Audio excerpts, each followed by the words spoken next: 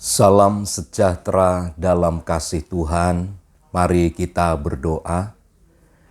Bapa, kami bersyukur buat anugerah, buat kemurahan yang Tuhan terus kerjakan atas hidup kami.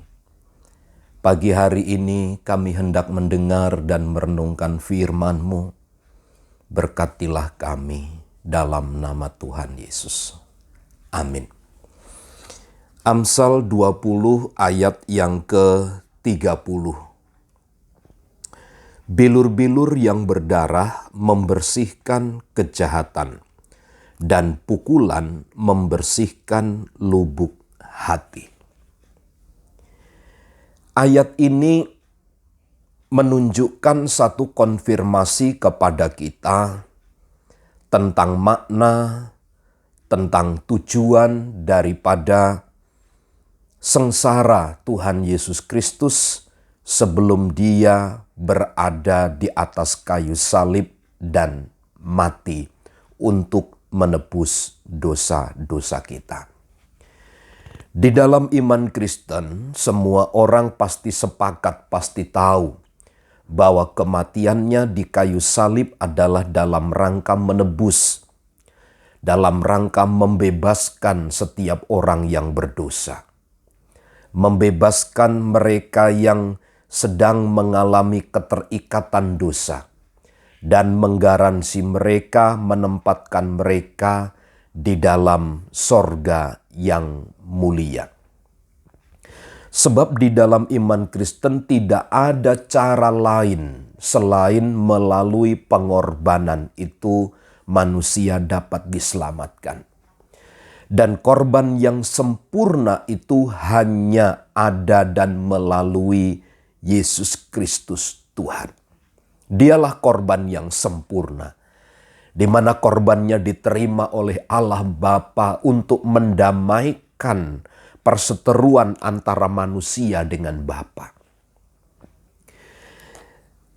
Salomo mengkonfirmasi kenyataan ini dan dia katakan bilur-bilur yang berdarah membersihkan kejahatan. Yesus yang tersalib, yang sebelumnya teraniaya itu, di mana lambung yang tertikam, kemudian tubuh yang tidak berbentuk seperti manusia, yang kalau orang melihatnya dihinakan, itu dalam catatan kitab Yesaya. Darah itulah yang membersihkan segala macam kejahatan. Jadi melalui bilur-bilur yang berdarah itu,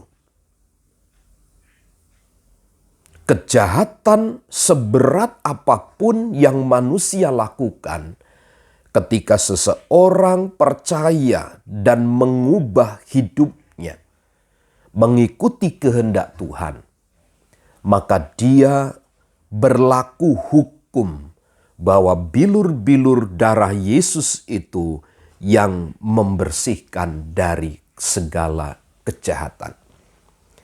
Kata membersihkan ini menjadikan kita suci, menjadikan kita kudus. Sebuah hak hukum yang paten, hukum yang permanen. Bahwa melalui darah Yesus Kristus, segala macam kejahatan kita diampuni. Yang kedua, dan pukulan membersihkan lubuk hati. Pukulan, hajaran. Firman Allah itu berfungsi untuk menegur, menyatakan kesalahan, untuk memperbaharui yang tidak benar. Itu adalah fungsi dari firman Allah untuk memukul kita, untuk mengubah cara pandang kita. Dan itu hanya dapat dikerjakan oleh pekerjaan Roh Kudus atas seluruh hidup kita ini. Jadi seluruh pukulan adalah berfungsi untuk membersihkan lubuk hati kita. Itu sebabnya cara Allah memukul ada banyak cara. Dengan kesulitan, dengan masalah, dengan persoalan-persoalan yang kita hadapi sesuai dengan rencana Tuhan, itulah yang memukul kita, kemudian membersihkan seluruh lubuk hati kita. Kenapa harus hati yang dibersihkan, dipukul? Karena dari dalam hati inilah muncul segala pikiran yang jahat, segala kejahatan. Semua berasal dari hati ini. Makanya kata kitab Amsal, hati ini adalah pusat. Karenanya hati ini perlu dipukul oleh firman Allah. Perlu diperbaharui, perlu ditegur dan dihajar. Supaya apa? Membersihkan hati ini. Tentu semua tujuannya adalah agar hidup kita, agar keberadaan kita menjadi murni, menjadi kudus, tidak bercacat di hadapan Tuhan. Kiranya Tuhan memberkati kita. Amin.